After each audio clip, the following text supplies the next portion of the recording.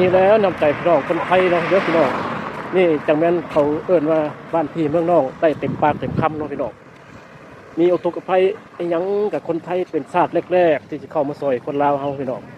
บัดนั้นก็ยังมีพวกคนลาวหรือว่าคนไทยบางกลุ่มก็ยังมาแซะว่าเขาเจ้านี่มาเฮ็ดเอาหน้าเอาตาว่าซั่นมันเฮ็ดเอาหน้าเอาตามันเป็นค่อยก็สิเฮ็ดเอาหน้าเอาตาเพราะว่ามันเป็นในความดีเนาะพี่น้องเฮ็ดเอาหน้าเอาตาในความดี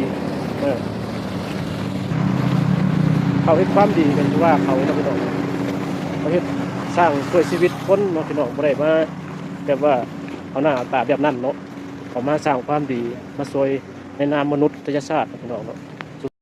คอยนี่ละผมนี่ละคนหนึ่งครับที่ขอเป็นกำลังใจให้ทีมกู้ภัยไทยหรือว่าทีมกู้ภัยลาวแล้วก็ทีมกู้ภัยนักดำน้ำนา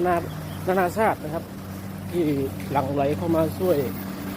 เก็บชีวิตติดถ้ำในลาวด้วยพี่น้องเด้อก็ขอเป็นกำลังใจให้เพิ่นเนาะสู้ๆให้ผ่านพ้นแล้วก็ให้ทุกคนปลอดภัยผ่านพ้นไปด้วยดีแล้วพี่น้องเนาะเฮาคนไทยเฮาคนลาวก็ดีใจมากๆที่คนไทยเข้ามาช่วยเหลือเฮาในครั้งนี้จะขอขอบคุณพี่น้องทั้งฝั่งไทยหลายๆนะครับเด้อขอบคุณหลายๆครับ